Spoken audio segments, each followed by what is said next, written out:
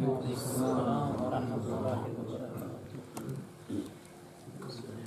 if there is any question, let us discuss the question. Surah Rahman, ayah number 29. أعوذ بالله من الشيطان الرجيم. يسأله من في السماوات والأرض كل يوم هو في شأن.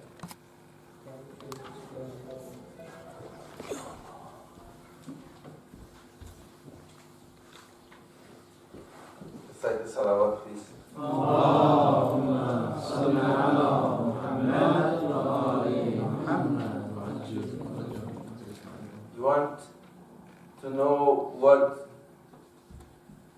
كل يوم هو في شأن means? Also the first part as well. يسأله من في السماوات والأرض. بسم الله الرحمن الرحيم. Allah Ta'ala says, يسأله من في السماوات والأرض means the people or inhabitants of the earth and the skies, they ask for their needs from him. This is the meaning. Okay. So the second one. Inshallah, I will refer to the hadith. This is why I'm opening Al-Mizan and reading it for you.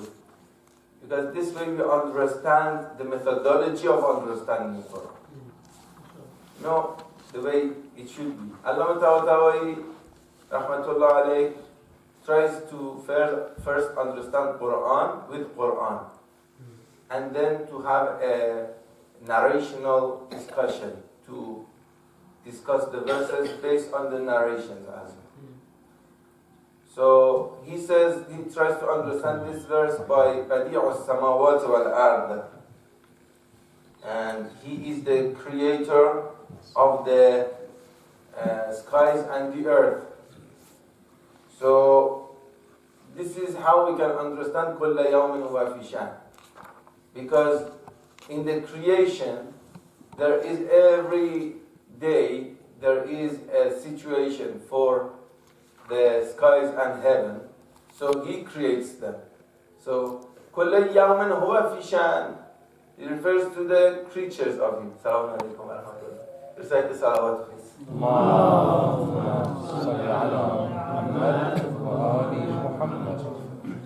It refers to the creatures.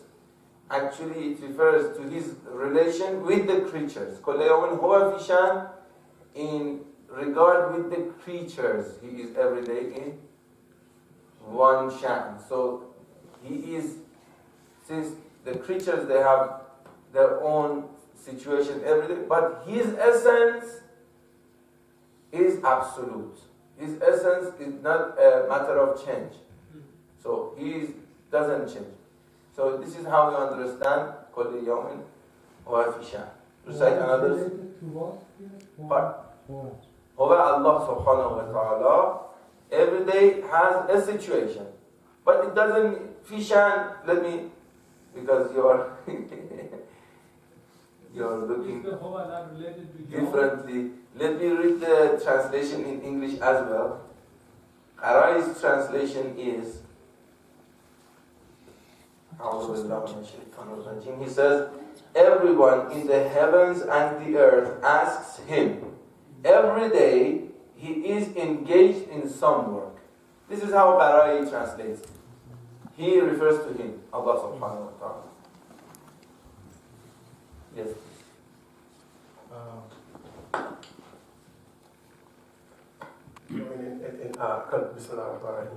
In contemporary physics, okay, we're talking about quantum physics and so on now, right? Quantum physics, they have a very new way of understanding reality. Okay, that reality is basically existing on quantum levels. Every level is a level. So, like for example, it's like reality is like a film strip. In a film strip, if you look at a film strip, you see somebody, let's say for example, moving like this. Okay, when the film is going, but each strip it's like that. You see, right?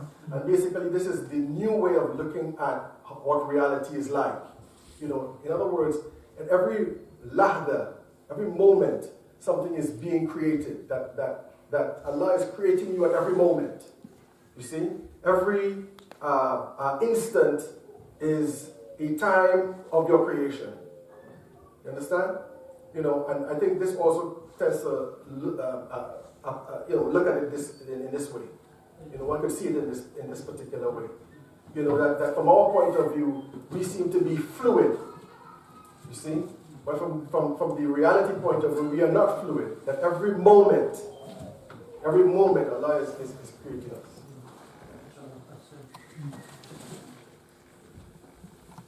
Is there anyone who wants to add something to this discussion, to the answer? Yeah, I just now I look on the also Mizan. It's an app on the mobile phone. There is also like a narration from Rasul Muhammad sallallahu alayhi wa alihi. This in Arabic. كل يوم هو في شان قال من شأنه أن يغفر ذنبا ويفرج كربا ويرفع قوما ويضع آخرين. نشكره. من شأنه الله سبحانه وتعالى can forgive some sins, not from his own people or his God. يفرج كربا. I don't know how to say it in English. To solve the problems. Yeah. Yeah.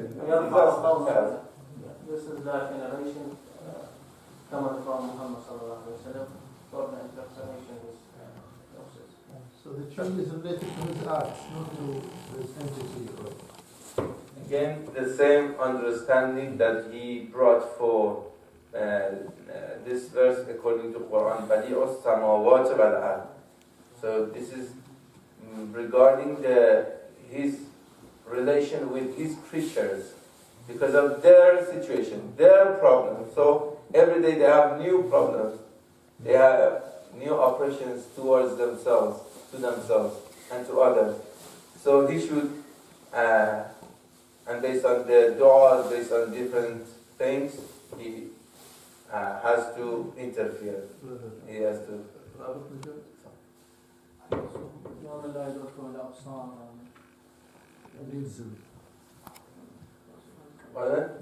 I said also there is like dua, يوم لا يدركه الأبصار ويدرك الأبصار. أحسنت.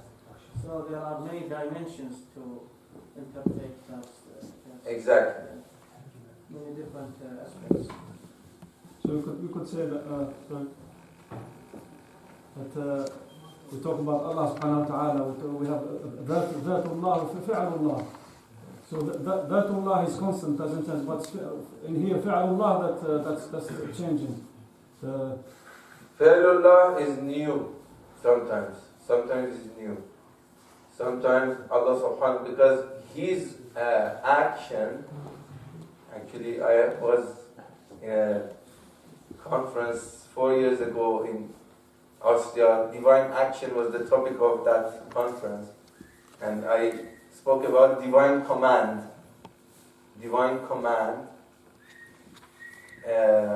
which is an example of Allah subhanahu wa ta'ala's action, God's action. So Allah subhanahu wa ta'ala's commands also should be sometimes new. For example, when there is no insurance, there was no insurance 100 years ago, and now we have insurance. We want to know whether to do it or not to do it. What is Allah subhanahu wa ta'ala's command about it? Allah subhanahu wa ta'ala's commands about different things was there from the beginning. We can understand them today. But now something new happens. We want to know His command about it. Through the understandings from Quran, through a Marja Taqlid, who is known to be the representative of Imam of the time, and to represent him in understanding divine command about new things happening. For example, insurance. For example, things which are new. So Allah subhanahu wa ta'ala's commands also sometimes are new. So كل يوم هو في شان means Allah subhanahu wa ta'ala for everything new has a command, or in a sense that it might be haram, halal, mustahab, makruh, or even mubah. We can use also like the story of the Prophet Yunus alayhi salam, when the adab was about to fall, and in the last moment Allah subhanahu wa ta'ala decided to forgive for his nation. So that's maybe also could be another. Could be, yes. Could be related to al-bada? It can be definitely, bada is another example. Bada is another example for huwa yawm kulla yawmin huwa fi shan.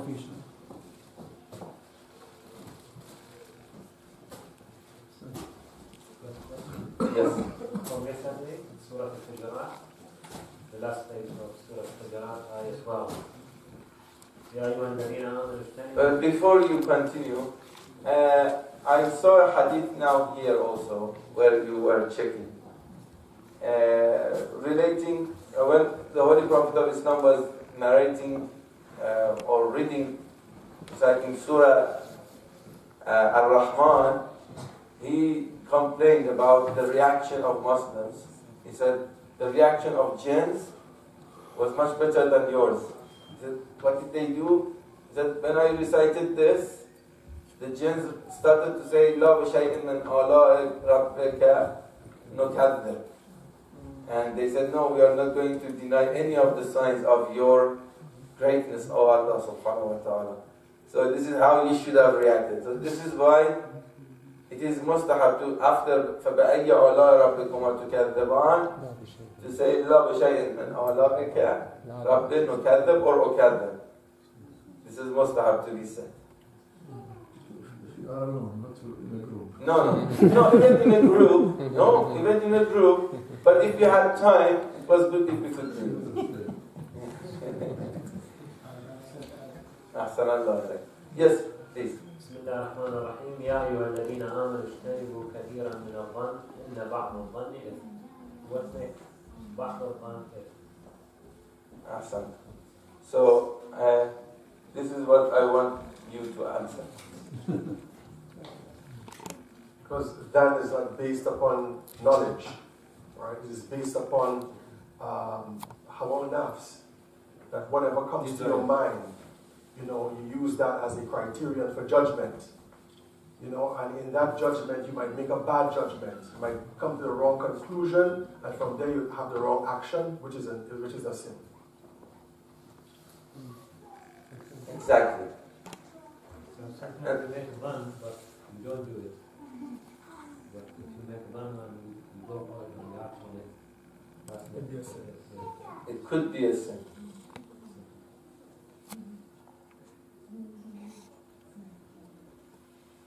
Any other question? Yes. It's on page 534, Surah Al-Waqi'ah. The question is about verse 10. أعوذ بالله من الشيطان الرجيم والصادقون الصادقون. Again. Yes.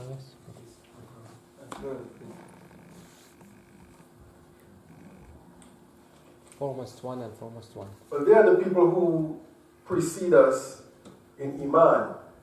They're the ones who are the foreigners. They open the path towards Iman. They're the ones who encounter the most of the problems that would affect them, would affect that particular deen, for example, that is going to be become popular or become the deen of the people afterwards. Like, for example, right now, our practice of religion is one that is easy for us. For example, you inherit it from your parents, for example, it's a norm, you see. But for those who came before that, they had to overcome obstacles. In a sense, we too are in a situation like that. You see, like, for example, in this environment, you're encountering Islamophobia and so forth. This is because of the fact that Islam in this country is something alien, is something strange. Okay, and people are opposing this. Now, it depends on our behavior. Let's say, for example, our behavior is such that we strive and we establish Islam in this place. our children will find it easier than us. And so those who come before us tend to be better than us in the sense of in the practice of deen. Also, I think religion is not doesn't believe in evolution. Religion is not evolutionary. From the evolutionary point of view, it talks about human beings progressing and becoming better. Okay? From a religious point of view, and every religion, Christianity, Judaism, Hinduism, Buddhism, all of them, they see human beings as devolving rather than evolving. Even among Muslims, the Sabiqun, the Muslims who were before us, are much better than us. Right? The companions of the Holy Prophet sallallahu alaihi wasallam, and all the people who came after them and so forth. So you find religion tends to be, and people, human beings tend to be people who are devolving. So you find, for example, in this society, you find only, you find progress only in material things, not progress in spiritual things, not progress in people's character, for example. People are getting worse and worse and worse. They're becoming more rude. They're becoming more disobedient to parents. They're becoming more opinionated, and it keeps on going like that and going like that. You see, until you get to a final stage where people are all bad, and this is where the day of judgment comes. You're not running, you're just going. Everyone should have comment. And I want to, when we are in Hausa, in seminaries, when we have discussion, there is a joke, they say, in discussion, you take your slippers and you start hitting each other. You get angry at each other, which is not true. It's just a joke. But I just want to clarify one point or comment on it. Just maybe here, السابقون السابقون أولئك المقربون. In أولئك المقربون, it means that because of the hardship they bear, they tolerated. And I know a few of you at the beginning here, you have 40, 50 years you were here, and you had problem in finding halal meat, and you tried to establish companies or bringing or buying things, halal food, stuff like this.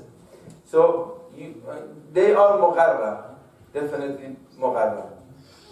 But as well as them, others who arrive later, they can become also muqarrab, or they can become even more muqarrab, more near to Allah subhanahu wa ta'ala, depending on their sincerity and their actions.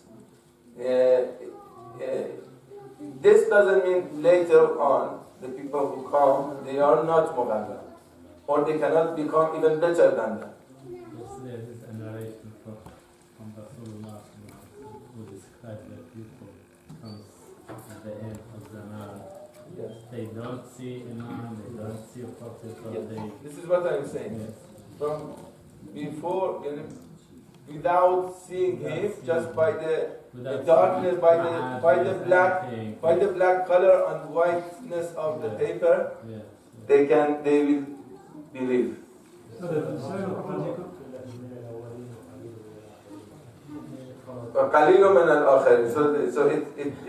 So both of them can be muqarrab.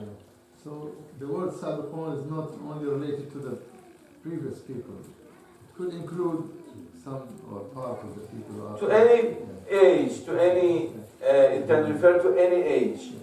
Those, yes. Yes. This is what I wanted to add as well. This is what I wanted to add here.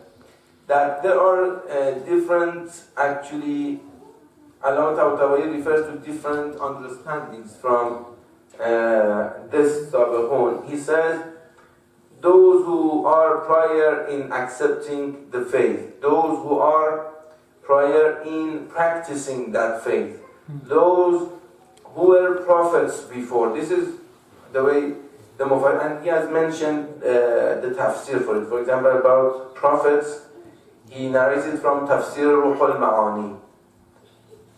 And so this is not only just bringing some idea or opinion. He is referring to some individuals, exact individuals. And then Ala Fir'aun and Habib al-Najjar, the carpenter, the joiner Najjar, the Habib, mentioned in Surah Yasin, and Amir al-Mu'minin alayhi salam in believing in the Holy Prophet of Islam. They are examples, possible examples of as-sabiqun as-sabiqun. Those who believed in Mecca and those who believed in Medina, this is one understanding. Those who are, this is a very beautiful understanding. Those who are those who are sooner in doing the prayers. Those who are sooner in doing the prayers. This is one understanding of as-sabiqun as-sabiqun. Because they compete, they do the prayer first. And those who pray to both qiblas is another understanding of as-sabiqun as-sabiqun. But the first two, those who start believing in the true faith first, and those who start practicing it first, this is the most possible understanding, the better understanding for this verse according to Allama Tabatabai. But it cannot be from the beginning till now. It can be in any age. Even as he said, even in Newcastle, those Muslims who came to Newcastle first and they started doing halal things, they are mugharrab, inshallah. You know, I think we got to put this. It could seem to be different ideas separate from each other, but I think in reality they are one. They're one. You know, for example, the ones who come before in terms of iman, the ones who come before in terms of struggle. You know, from a general sense, let's say for example 1,000 years to now, you see, and also it could mean that within that time, within our time, for example, as we indicate here, you have a sabiqun, for example, you know, but you know, for example, you know, they talk about like a mujaddad. There's a hadith, especially among the Sunnis, that say every 100 years or so there's a mujaddad. You know, somebody who brings a mujaddid, who reignites the religion, who brings it forward. You see? So you can imagine the religion declining like this, right? A mujaddid comes and he rises up like that. You see? Now, does it go to the same level as the time of the Holy Prophet? No. Right? It's a little lower than this. You see? And it goes down again. And it's almost, you can think of a graph going down like this, but it's going down like this. You see what I mean? Right? And a point comes where, you know, there's nothing good. That's why the judgment day comes. Like the people of luck. There's nobody else good. When Allah takes the good people out, nobody else good. You know, there's no need. They're no longer khulafa al-ard to the world. You know, they're nothing. The world itself turns against them.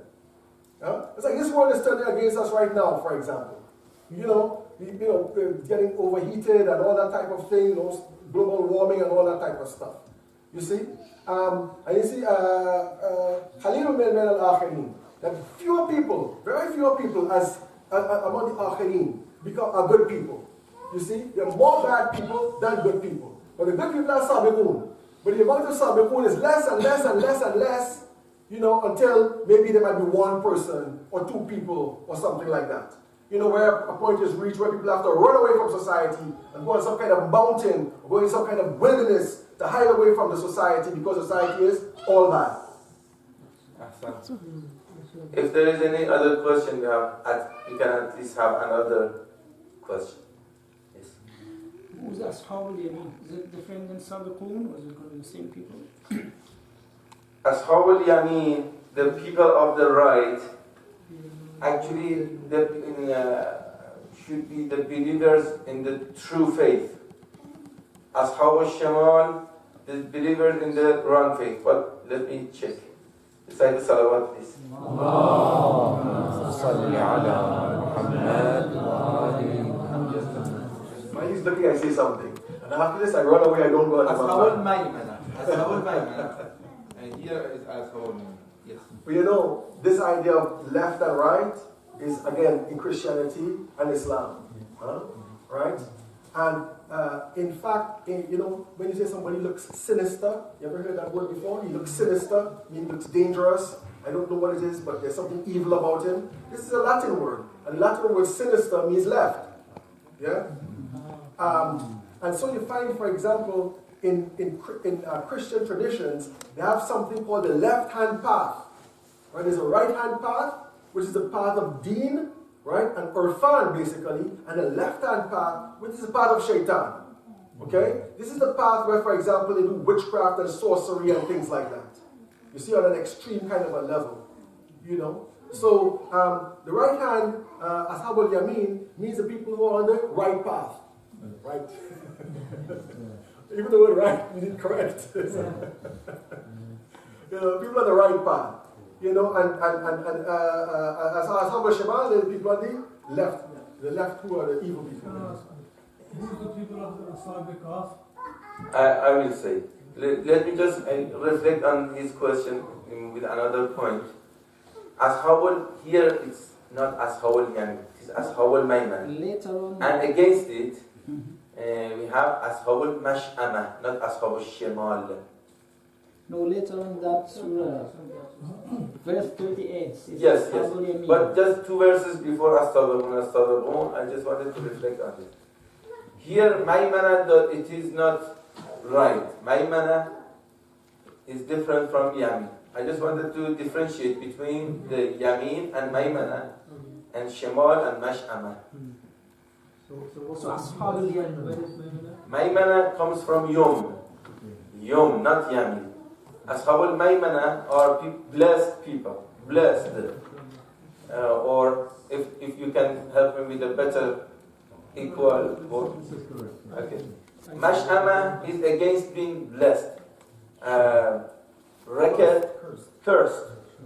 Sho'um is not being cursed, but Sho'um is شومی رو ما تو فارسی چی میگیم آقای شومی بعد یومی رو تو فارسی چی میگیم شومی رو تو انگلیسی Okay, what is nahs in English? Bad. Okay. Bad luck is not a good equivalent. Anyway, cursed. He is saying cursed. No problem. Ashab al-Mash'ama means the people of unluckiness or cursed. People who are cursed. But I'm not happy with any of this. Anyway, Ashab al-Mash'ama refers, it is not Ashab al-Shimal. Shimal is left, but Mash'ama is something else. But again, if you want me to reflect more on Ashab al-Shimal, verse 38. Recite the salawat, please.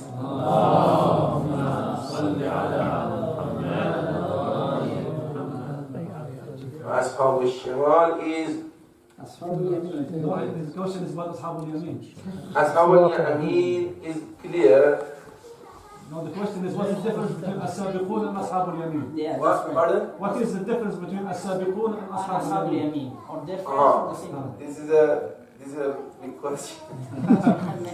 Because we don't see a very logical relation between ashab al-yamin and as-sabiqun. There is relation because the context is same, but the way the relation exactly to be bringing them together, we don't see that. But in the context, they are almost same people. Because in here they say. But you know, but with one explanation. Ashabul Yad, this is umum khusus mutlaq. Umum khusus mutlaq is when, for example, we have all poets are human beings. But all human beings are not poets. You know, all ashabul, all as-sabiqun are ashabul yamin. But not all ashabul yamin are as-sabiqun. You know? Sabiqun are a bit higher degree, I would say. It could be. It could be. Compared with some of other ashabul yamin who are not as-sabiqun could be better than, higher than some of others. Could be.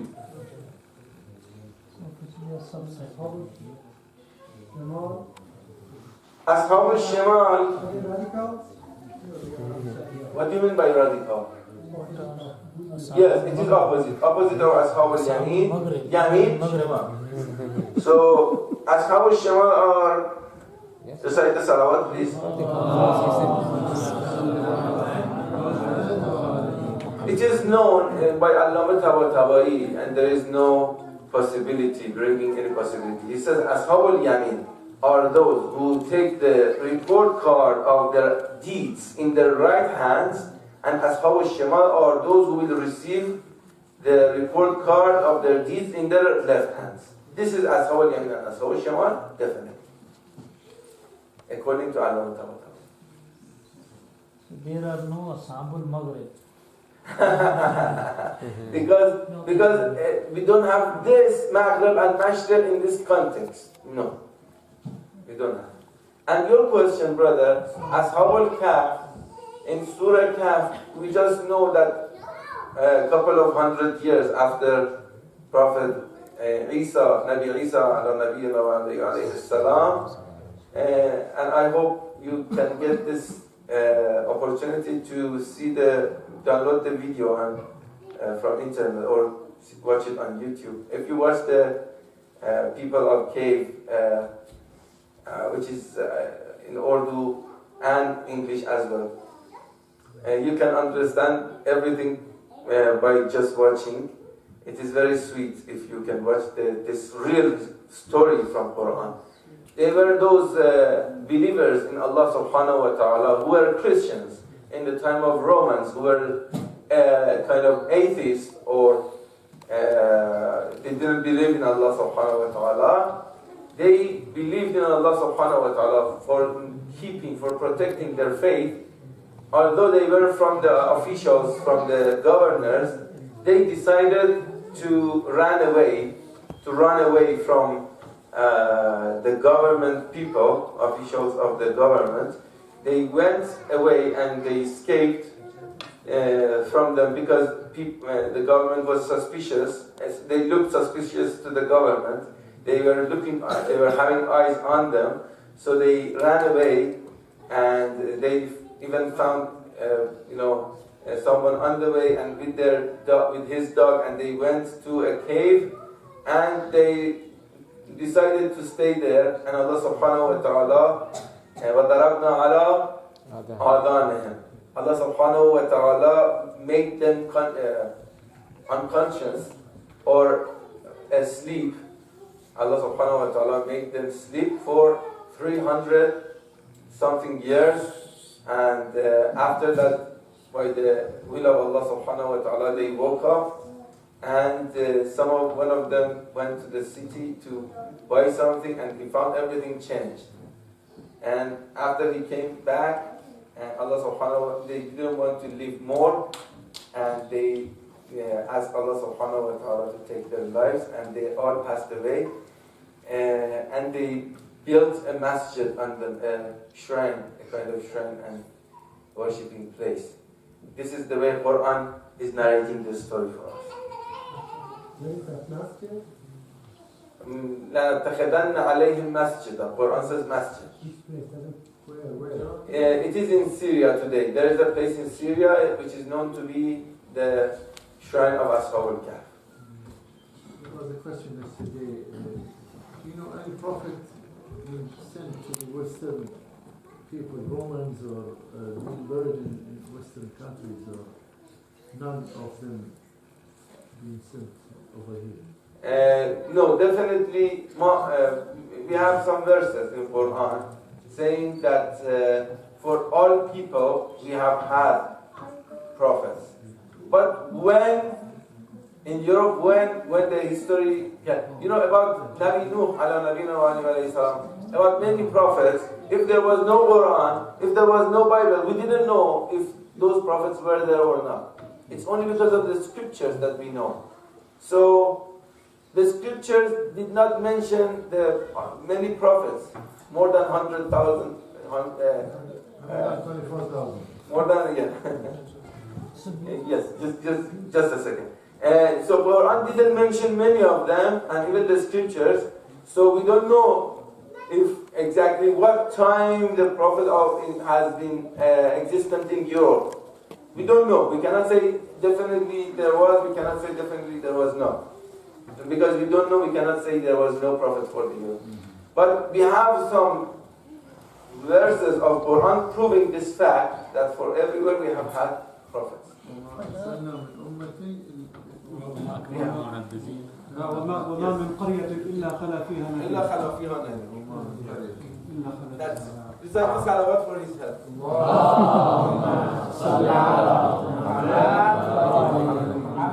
I think based upon that Quranic point of view, the Islamic point of view, that every people have had a prophet, then Muslims are led to investigate, right? Investigate a kind of a spiritual anthropology, to see who could qualify as a prophet and so forth and so on. But you have, basically humanity has two types of social living. One is on the level of a civilization. A civilization means having cities, all right, and having a certain type of order, right? And the other one on the level of living as small tribes and so forth. Maybe in a jungle, or maybe tribe wandering here and there, and that type of thing. Okay, you have these two realities.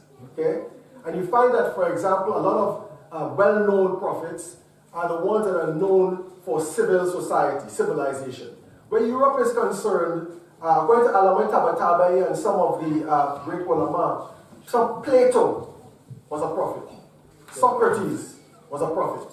And when you look at, for example, their philosophy is not just a way of using your mind and trying to arrive at truth. Philosophy was a way of life, right? A way of living according to truth. Okay, so they cite those people as prophets. Even, for example, in Egypt, before the time of Hazrat Musa, for example, you had people who functioned as prophets. For example, Imhotep is one person who has that type of quality as prophets. Then you have, for example, people who live, let's say, in tribes that are wandering and so forth. Yeah? The form of prophecy among these people is very interesting. The form of prophecy among these people could take place not only as a person or an insan coming towards them, but some kind of a phenomenon of nature, some kind of living thing. Like, as I mentioned before, I think I mentioned it here. Like, for example, a deer, a spiritual deer that can speak, or a spiritual bear that can speak. You see what I mean? And we might find that kind of difficult, but in Islam, we have the story of the bush of Hazrat Musa, right? This bush of Hazrat Musa, is a bush that in it has the presence of Allah, outside of it has the presence of Allah, right? And it's talking to him. You see? So we have that possibility as well. And so when you investigate, for example, let's say the religions of, let's say, American Indians, and people in northern Russia, and these types of things, okay? You have these types of ways open to them where something in nature talks to them and gives them a revelation, and then people come up and according to this revelation, they act as the ulama of these people, and so they have to guide these people. So for example, among Eskimos, it's quite well known. They go hunting for seal and stuff like that. It's ice all over, okay? The seals come up in little holes to breathe. Huh? You living up there, how can you find that seal in that hole? Okay? So they go to the spiritual man, and he knows how to contact the higher level of reality and tell them, okay, the seal is coming up in that hole 5 miles away from here. They go there and there's the seal. You see what I mean? So they have their ways. And they are also muwahid. They're also muwahid. For example, a very prominent name of Allah among the American Indians, especially in Canada and so on, is Manitou. Okay? And Manitou has all of the sifat Allah as we would talk about. So you have these two things. But because these people don't have civilization as such, they don't leave a record. They don't leave a book. You see, their book is ayatul ard. You know, as Allah talks about, you know, we have ayat in the heart and ayat in the book, right? And so you find that these people do not change their environment, because changing the environment means changing the book. You see? So these people, as I say, used to walk with a soft step on the earth. All right? You know, they wouldn't cut down trees, for example, because that is changing the ayat. You know, and they could look at the sky, and they could look at the breeze, and they could look at the stars, and they have an idea what Allah is revealing to them at that particular moment. أحسن.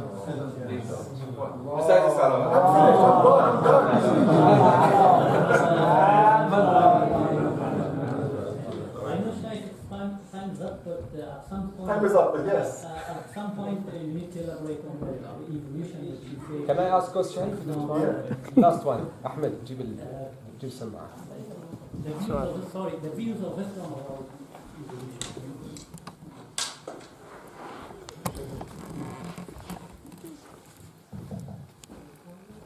Last question, if you don't mind. In Ayah 29, وَطَلْحٍ مَنْضُودٍ in Surah Al-Waqi'ah, I heard many years ago that the name or the meaning of طلح is the mouse or banana, because previous Arabs called banana طلح. That was my knowledge. This is what Qara'i said, that it is different. So it is a cluster of Spathis. And even as he said that there is a narration, it is by Imam Ali, Imam Ja'far al-Sadiq, وَطَلْعٍ instead of طَلْح, not ha-'ain. As he said, I didn't know. No, it is definitely طلح. طلح, yes, okay. Yes. So what I hear, I might be wrong, that طلح means banana here. Any idea? I have closed my knowledge, you know. Inshallah, I will check and I will get back. Okay, keep it in mind. So طلح منضود. Sorry for postponing your question. Also, the other question was that the evolution at some point, like not now, if you can explain how much Islam accepted 0, 10, 5, 50, 30, Precisely, Salawat.